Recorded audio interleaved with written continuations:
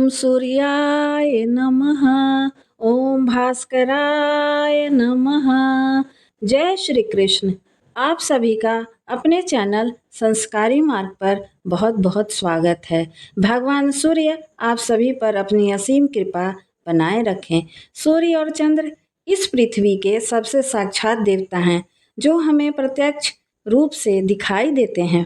वेदों में सूर्य को जगत की आत्मा कहा गया है। समस्त चराचर जगत की आत्मा सूर्य ही है। सूर्य से ही पृथ्वी पर जीवन है। वैदिक काल से ही भारत में सूर्य उपासना का प्रचलन रहा है।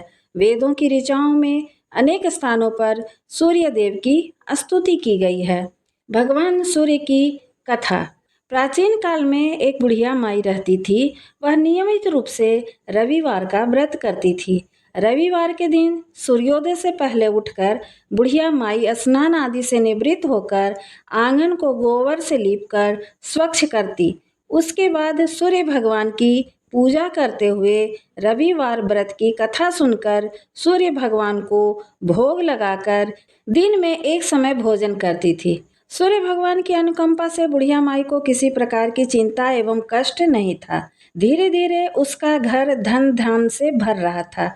उस बुढ़िया माई को सुखी होते देख उसकी पड़ोसन उससे जलने लगी। बुढ़िया माई ने कोई गाय नहीं पाल रखी थी, अतः वह अपनी पड़ोसन के आंगन में बंधी गाय का गोबर लाती थी। पड़ोसन ने कुछ सोचकर अपनी गाय को घर के भीतर बांध दिया। रविवार को गोबर न मिलने से बुढ़िया माई ने आंगन नहीं लीप सकी। आंगन न लीप पाने के कारण उस बुढ़िया माई ने सूर्य भगवान को भोग भी नहीं लगाए और उस दिन स्वयं भी भोजन नहीं किया। सूर्यास्त होने पर बुढ़िया माई भूखी प्यासी सो गई। प्रातःकाल सूर्योदय से पूर्व उस बुढ़िया माई की आंख खुली तो अपने घर के आंगन में सुंदर गाय और बछड़े को देखकर हैरान हो गई। गाय को आंगन में बांधकर उसने जल्दी से उसे चारा लाकर खिलाए। पड़ोसन ने उस बुढ़िया माई के आंगन में बंधी सुंदर गाय और बछड़े को देखा तो वह उससे और अधिक जलने लगी। तभी गाय ने सोने का गोबर किया। गोबर को देखते ही पड़ोसन की आंखें फटी रह गई।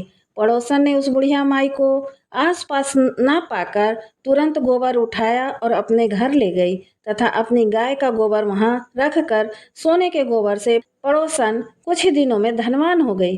गाय प्रतिदिन सूर्योदय से पूर्व सोने का गोबर किया करती थी और बुढ़िया माई के उठने के पहले पड़ोसन उस गोबर को उठाकर ले जाती थी।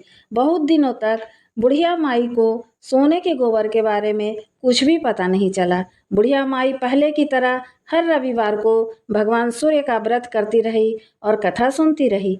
लेकिन सूर्य भगवान को जब पड़ोसन की चालाकी पता चली तो उन्होंने बहुत ही तेज आंधी चलाई। आंधी का प्रकोप देखकर बुढ़िया माई ने गाय को घर के भीतर बांध दिया। सुबह उठकर बुढ़िया माई ने सोने का गोबर देखा। उसे बहुत आश्चर्य हुआ।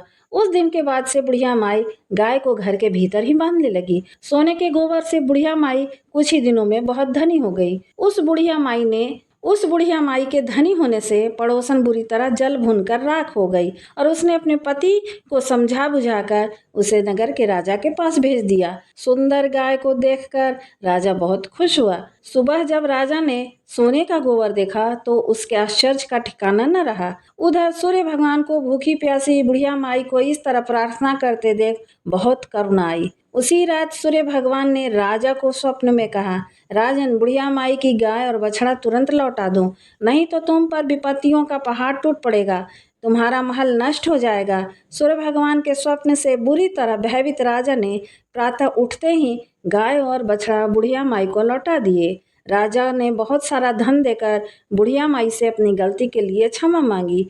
राजा ने पड़ोसन और उसके पति को उसकी इस दुष्टता के लिए दंड दिए। फिर राजा ने पूरे राज्य में घोषणा कराई कि सभी स्त्री पुरुष रविवार का व्रत किया करे। रविवार का व्रत करने से सभी लोगों के घर धन धान्य से भर गए और उस राज्य में चारों ओर खुशहाली छा गई।